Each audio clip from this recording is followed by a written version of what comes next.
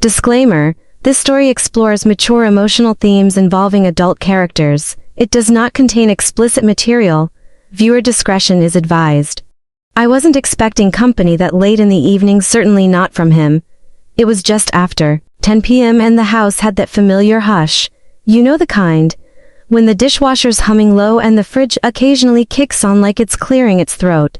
I was standing barefoot in the kitchen, hair up, wearing an old hoodie and yoga pants, scraping leftovers into a container with half my focus still on the podcast playing from my phone. The kind of moment that feels like it belongs to no one but you. And then I heard the stairs creak. I froze, spatula in hand, eyes flicking toward the hallway. It was Jason, my stepson. He'd moved back in a few months ago after finishing grad school, trying to figure out what was next. He said, I didn't press, we gave him space. But that night, he wasn't just passing through.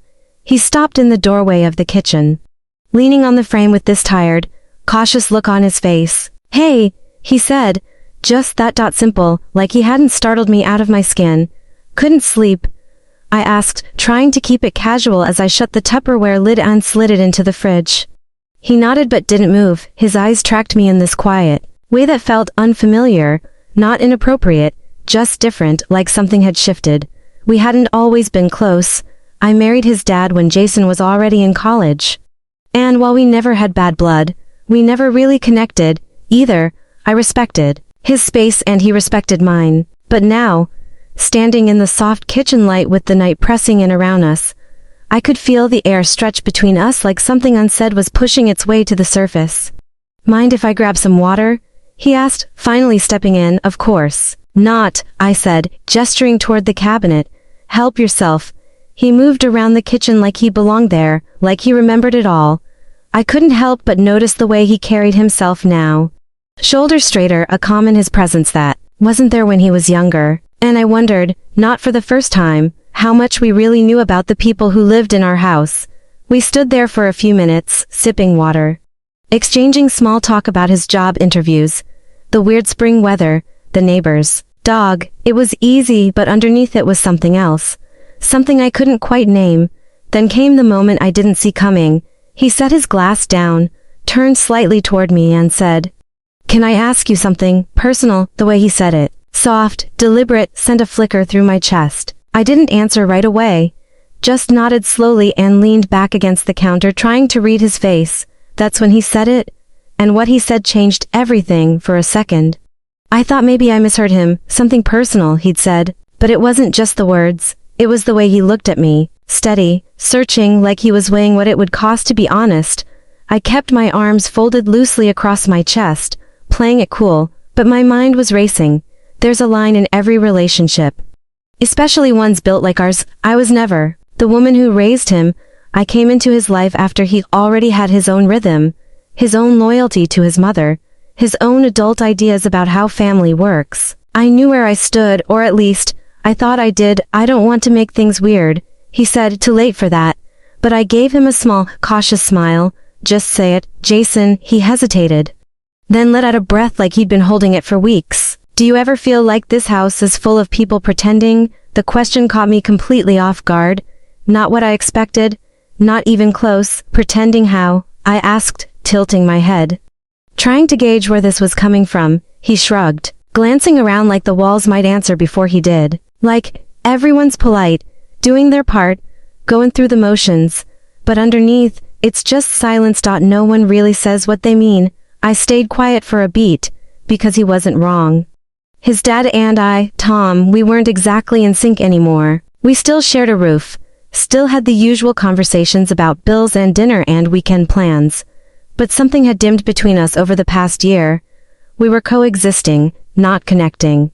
And maybe Jason had noticed more than I realized. I guess that's just how families are sometimes, I said, keeping my voice even. People avoid messes, it feels easier. Jason looked at me, and in that moment, there was no distance between us. Just two adults, both tired of pretending. You don't have to keep things clean for me, he said quietly. I blinked.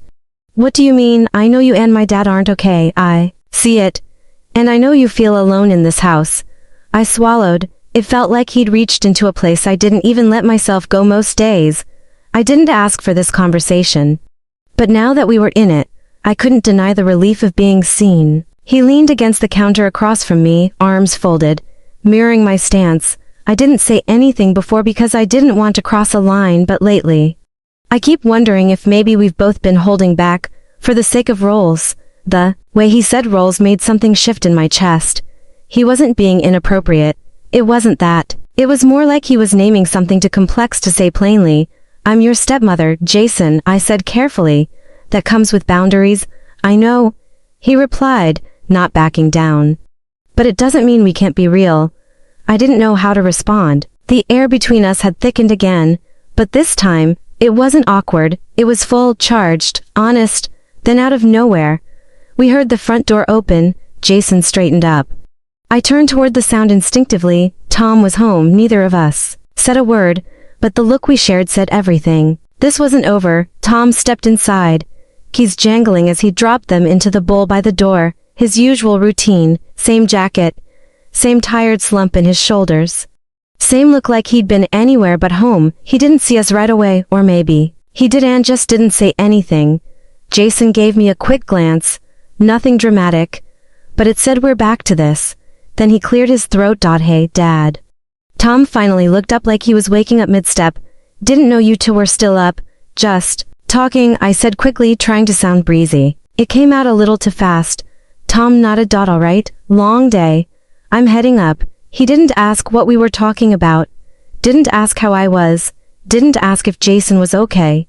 Just disappeared up the stairs like he was glad to avoid the wait in the room. The second he was out of earshot, I let out a breath I hadn't realized I was holding. Jason gave a tight smile. That's what I mean, pretending. Every night. I didn't respond. I couldn't because he wasn't wrong, but agreeing out loud felt like betrayal. And I wasn't ready to cross that line, even if my silence already had. The next morning, everything looked normal again. Coffee brewing, news murmuring from the TV, Tom scrolling on his phone at the table like nothing existed beyond his screen. Jason had already left. Said he had errands, but I could tell he needed space. I stared at Tom over my mug, thinking about how we got here. We used to fight, back when it felt like something could still be fixed. Now it was just distance, quiet, subtle distance, and in that silence, Jason had somehow seen more than Tom ever noticed. Later that afternoon, I got a text from Jason. Can we talk tonight? Not at the house. I stared at the message, heart skipping. It wasn't just the words, it was the fact that he didn't want to speak under this roof anymore. I typed yes without thinking, then hesitated before hitting send. That evening, I told Tom I was meeting a friend for coffee. He didn't look up from his phone. Drive safe, he said flatly. I met Jason at a small park a few blocks away. It was just dark enough to feel private, but open enough not to raise eyebrows. We walked slowly, not speaking for a minute. Then he said, I don't want to make you uncomfortable, but I can't ignore what's going on between all of us. I stopped walking. What are you really trying to say, Jason? He looked at me, steady, calm. I think you deserve better, and I think you know it. Even if you don't want to admit it. I felt my throat tighten. It was one thing to feel it, another to hear it out loud from someone who wasn't supposed to say it. And you? I asked carefully, where do you fit in this? Jason's jaw tightened slightly. I don't know. I just know I care more than I should, but less than I want to. I didn't have an answer for that. Not yet, but the way he looked at me told me this wasn't going away. We weren't playing pretend anymore. I didn't sleep that night. I lay in bed next to Tom, staring at the ceiling while he snored quietly, completely unaware of the storm brewing around him. Jason's words echoed in my head more than I should, less than I want to. He hadn't said anything inappropriate, not directly, but it was there. In the way he looked at me, in the weight of his voice, in how he saw through the wasn't afraid to name them. And the worst part was, I hadn't pushed back, not because I didn't know how, but because some part of me didn't want to. The next morning felt like walking through fog. I went through the motions, coffee, dishes, checking my calendar. But nothing stuck. I kept watching the clock, waiting for something to happen, hoping it wouldn't. Jason wasn't home. Tom was at work. The house was still. But I couldn't shake the feeling that things were shifting, fast and without control. At around noon, I heard the front door. I didn't have to look to know it was Jason. He didn't knock. He just came in, calm as ever, but his face was different. Set, focused, like he'd made a decision. He found me in the kitchen again. Same place where this all started. I turned to face him, arms crossed like a shield. You shouldn't be here right now, I said, trying to sound firmer than I felt. He ignored that. I don't want to play these roles anymore. I can't. I took a step back. Jason, you're crossing a line. He didn't move. No, I'm acknowledging it. My pulse was racing. This isn't fair to anyone. Least of all to you. He looked at me, eyes clear. I'm not asking for anything. I just needed you to know. I've spent my whole life watching people avoid what's real. I can't do that anymore. My breath caught. I wanted to scream, to say something that would stop whatever this was turning into. But the silence between us was louder than anything I could have said. It was too late to pretend we didn't feel what we felt, even if we both knew we couldn't act on it. And then, we heard the car pull into the driveway. Tom was home. Early. Jason didn't flinch. I did.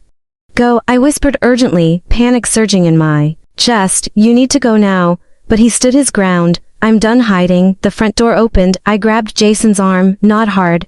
Just enough to make it clear. Please, that finally got through to him. He stepped back, eyes never leaving mine. Then he nodded once and moved toward the back door, slipping out just as Tom's keys jingled in the entryway. I turned away, gripping the counter, trying to calm my face, my breath, my heart. Tom walked into the kitchen a second later, looking confused. Hey, everything all right? I nodded, barely holding it together. Yeah, just cleaning up. He looked around like something fell off. Maybe it did. Maybe he sensed it. Or maybe he was too used to silence to hear the scream buried underneath it. The next day, Tom was different. He wasn't distracted. He wasn't buried in his phone. He was present. Present, watching me more closely, asking offhand questions that didn't feel offhand at all. Did you go out last night? Everything okay between you and Jason? He's been acting strange lately. Don't you think? I brushed them off, careful not to react too strongly, but inside, I was spiraling. He knew something, or he suspected, and the timing wasn't a coincidence. Jason didn't come home that night. I texted him once, are you okay? But didn't send another. We'd already crossed one invisible line. I wasn't about to chase him through the next. Then, just before midnight, Tom dropped the bomb. He walked into the bedroom, phone in hand, holding it like it had just burned him. He didn't say a word. Just set it down on the nightstand, screen facing up. There it was, a text message from Jason. Not to me, to Tom. You know your wife deserves better. You know you stopped seeing her a long time ago. I stared at it, every part of me going numb. I found it by accident, Tom said, voice low. He left his iPad on the kitchen counter. Messages were syncing. I opened my mouth to speak, but nothing came out. He looked at me, not angry, just exhausted. Tell me the truth. Are you sleeping with him? No, I said, barely louder than a whisper. I'm not, but you've thought about it. His voice cracked. Not with rage, worse with heartbreak. I couldn't lie, not now. I couldn't say no. In the silence between Jason and me had already said maybe. Tom sat on the edge of the bed like the weight of it all had just hit him in one blow. I knew I was losing you. I just didn't think it'd be to him. That hit like a punch. He wasn't accusing. He wasn't blaming. He was just broken, and somehow, that made it worse. I never wanted this, I said, my voice shaking. I tried to hold the line, but something shifted. He said, I saw it, months ago. The way he looks at you. The way you started looking back. I turned away, ashamed, furious with myself. With Jason, with Tom, with all of it. And then he said it. The real twist I never saw coming. He's not my biological son. I froze. What? Tom nodded slowly. He doesn't know. His mom and I, when she got pregnant, we were already rocky. She admitted it later, said it was someone else's, but she wanted a stable home. I raised him anyway. I loved him anyway. I stared at him, stunned. Why didn't you ever tell me? Because it didn't matter. Until now, suddenly, the whole story changed. All the boundaries I thought were fixed weren't fixed at all. Jason didn't know, but Tom did, and now, so did I. Tom stood up. You need to figure out what this is, but you should also ask yourself something.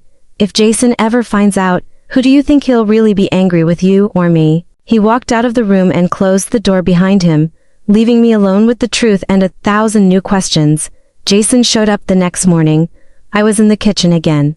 Same spot as always. When the front door opened, no knock. Just the quiet click of the latch and the soft thud of shoes on the hardwood. He walked in looking tired, not physically, but in his eyes like he hadn't just lost sleep. He'd lost something heavier. I know, I said before he could speak. Jason stopped. He told you. I nodded for a long moment. We just stood there, the silence stretched tight between us. You didn't know either, did you? I asked. No. He said quietly, but it makes sense now. Everything always felt disconnected. He looked at me, and I knew what was coming. I can't stay here. He said. My chest tightened. Where will you go? I don't know yet, but I can't pretend anymore. Not around him. Not around you. I stepped closer, wanting to close the distance, but knowing I couldn't, not in the way he wanted. Jason, this can't happen. You know that. I know. His voice cracked slightly, but it already did. Maybe not physically, but something crossed a line. I didn't deny it, because it was true. Even without touch, we had slipped into something we shouldn't have. Emotionally, quietly, dangerous all the same. I never meant for this to happen, I said, voice low. I was lost. I think we both were. He nodded. You gave me something I never got growing up, someone who really saw me. I felt tears press at the edge of my eyes. That doesn't make it right. No, he said. But it made it real. That's when Tom walked in. Neither of us had heard the door. He stood in the hallway, watching, his face unreadable. For once, I didn't flinch. I didn't rush to explain. I just looked at him, waiting for whatever he needed to say. But he surprised us both. I think I owe you both an apology, he said. Jason blinked. For what? For how much I didn't see. For letting silence do the parenting. For letting this marriage rot quietly instead of having the guts to fight for it or let it go. No one spoke. Tom turned to me. You said you tried to hold the line. I believe you, but I also know I wasn't holding mine. Then he looked at Jason. And you're right. You deserved better. You still do. Jason stared at the floor, the weight of it all finally crashing down. Tom stepped forward, gently placed his hand on Jason's shoulder. You're still my son, not because of blood, because of choice. Jason's eyes shimmered. I don't hate you, I know, Tom said. But you need to leave for a while. We all do. I felt that hit like a closing door. It wasn't punishment. It was reality. Space was the only way to break this pattern. Jason nodded. I was already going. He looked at me one last time. No anger. Just a sad kind of knowing. I'll call when I'm ready, he said. Then turned and walked out of the house for what felt like the last time. Tom sat down at the table, eyes fixed on nothing. So what now? I asked. He didn't answer right away. Then he finally said, now we tell the truth, even if it hurts. And just like that, the silence that had lived in our home for years finally broke. 6 months passed. Jason didn't call. He didn't write. And even though Tom said to give him time, every day the silence grew louder. I wondered if we'd burned something that could never be rebuilt.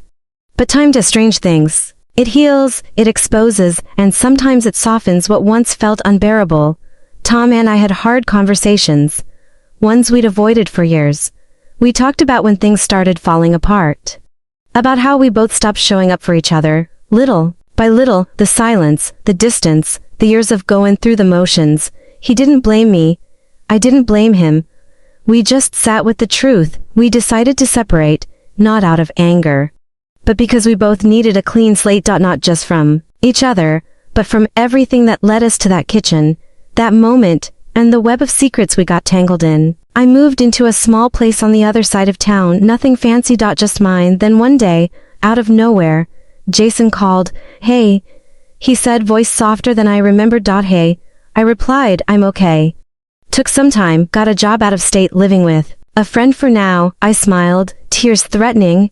I'm glad. There was a pause, then he said I needed distance.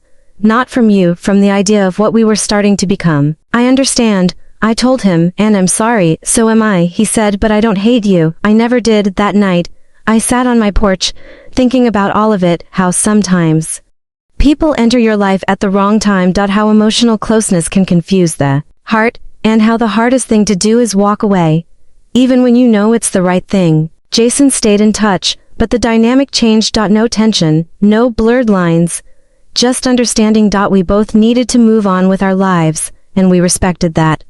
Tom and I finalized the divorce quietly, no courtroom drama. Just signatures and peace. In the end, what happened in that kitchen wasn't really about romance or betrayal. It was about 3 people who were emotionally starved, reaching for connection in the wrong places. If there's a moral in all this, it's this. Emotional neglect is just as powerful and just as dangerous as physical absence. When people stop being seen, they start looking elsewhere to feel alive again. And healing doesn't always mean returning to what was. Sometimes, it's walking away. With clarity, did you enjoy the story? What kind of stories would you like to hear next? Let me know in the comments, and don't forget to like, share, and subscribe for more real, emotional stories that hit home.